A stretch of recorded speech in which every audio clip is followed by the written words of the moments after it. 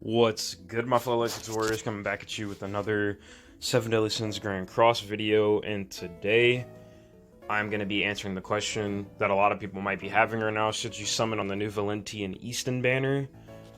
If you guys are here for a short answer, I'm going to say no if you want a short answer, but for the long answer, we're going to get into it soon. But before we get into it, I hope you guys are having a great day.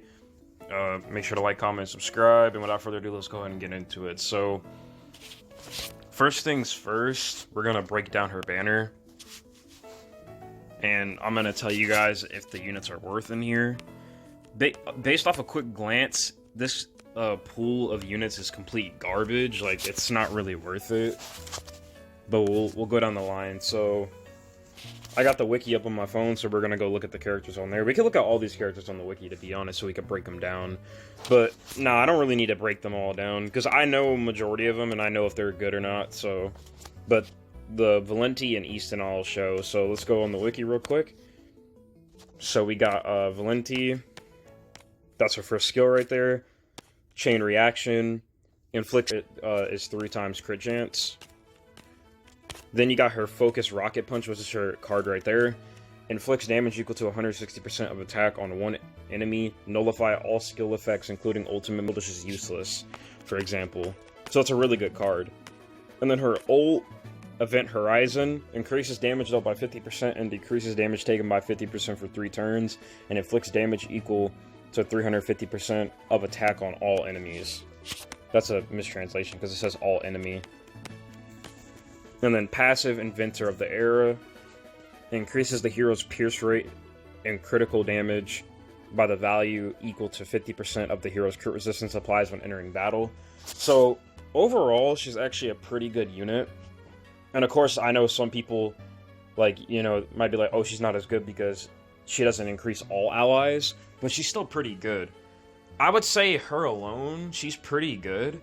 Like, and she's solid to summon for. Other really good stuff on the way with the Chandler and Cusack character leaks and stuff like that.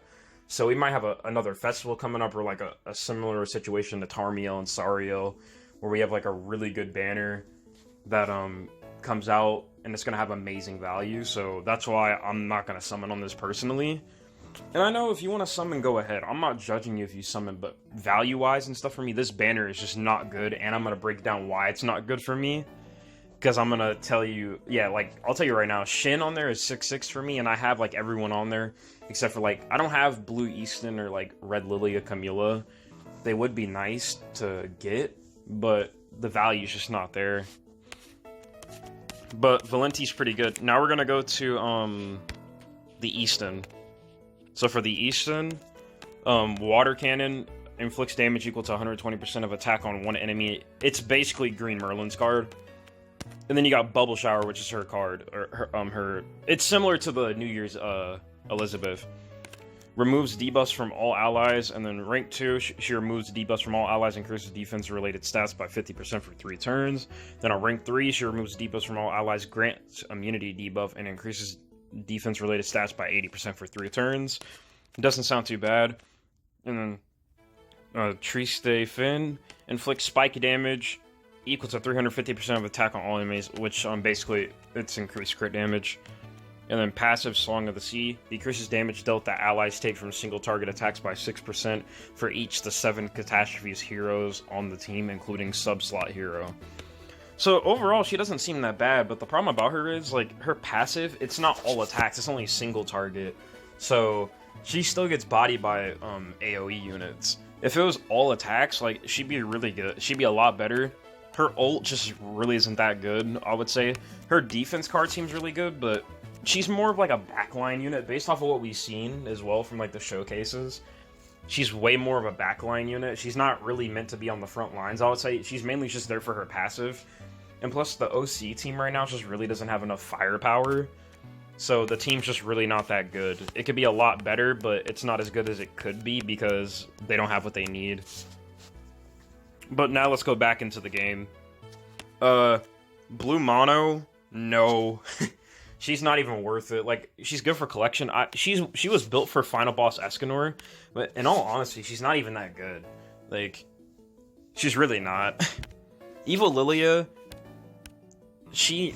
I'll be honest, another unit that's really not that good. She's really not that impressive. She's alright on... I mean, she can do work on the King team, but that's about it. Like, on any other team, she's really not that good. She's mainly just good for collection because of the boobs and stuff. Red Camilla is trash. Her transformation sucks. Like, you have to waste the ult just to get her transformation. And she doesn't really hit that hard till you get her going, and it can take quite a while for her to get going. And the only way you can really make her probably work is if you wailed on her. But other than that, it's like, eh. Green Shin's actually not a bad unit. But the thing about him, it's just that, like, you don't really use him that much. Like, he's not bad, but it's just, he's not really used that frequently. And especially since he's green, you can just one-turn him as well. So, there's that. Red Roxy sucks. I'm not even going to go into that. Red Mono sucks. Blue Eastin is actually pretty good because she has the AoE that gives her ultimate gauge.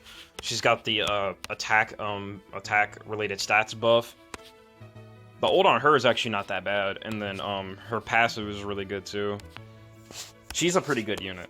Green Valenti's still pretty solid because she's got the defense lower, the attack lower, the rupture, not the rupture AoE, the rupture ult, and then her passive is like, you know, lowering, what's it, Pierce? I forgot what this Valenti does.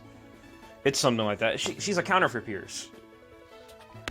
Blue Lily is still really good. She lowers ult gauge, she can heal. Her, ultimate can take away ult gauge based on the amount of cards you have, and I think the rank they are as well. And then her passive is giving you 50% Pierce rate. And then Green Lily is, she's more of a backline unit, but she's not really that good. But as you can see, overall, this banner just really isn't that good. Like, the best thing in here by far is Green Valenti. And then I'd probably say second after that, it'd probably be Blue Eastin. I'd probably say Blue Eastin's better than the Red Eastin, probably. I don't know if that's stretching it, but I feel like the Blue Eastin has more utility. I just feel like the Red Eastin's more of a backline unit. I could be wrong, Red Eastin could be better, but I feel like Blue Eastin might have more use, and then Blue Lily is good, but this banner just doesn't have that much value for me at all. And I would suggest if you're a free-to-play and you're trying to, like, get the most optimal units as possible and such like that, skip this banner. But if you want to come in here for collection, or if you want to get Valenti, I mean, by all means, you could go ahead, but I just don't want y'all complaining when something really dope comes out pretty soon, or something, and then y'all are like, oh man, I wish I would have kept my diamonds. I'm like, that's on you, you shouldn't have summoned for Valenti. And to be honest about you guys, because I'm in like almost Champions geared PvP, I don't even see Valenti. I haven't even seen a single Valenti. I only saw Red Eastin once, and I clapped that team. Like, you just don't really see OCs in PvP that much. Like, of course, you know, the whale YouTubers, they'll use the new unit and they'll make them look really good. Like, I'm not saying Valenti's trash or anything, it's just that you don't see OCs a lot. OCs need a lot more for their team to be, like, become really good. But that's it for this Should You Summon video. Like I said, it's a big no for me. I'm skipping it. I'm not summoning on this. And also, it's a 600 banner as well. 600 banners just suck. Like, they really do. I wish this was a step... If this was a regular step-up banner, I'd probably say yes.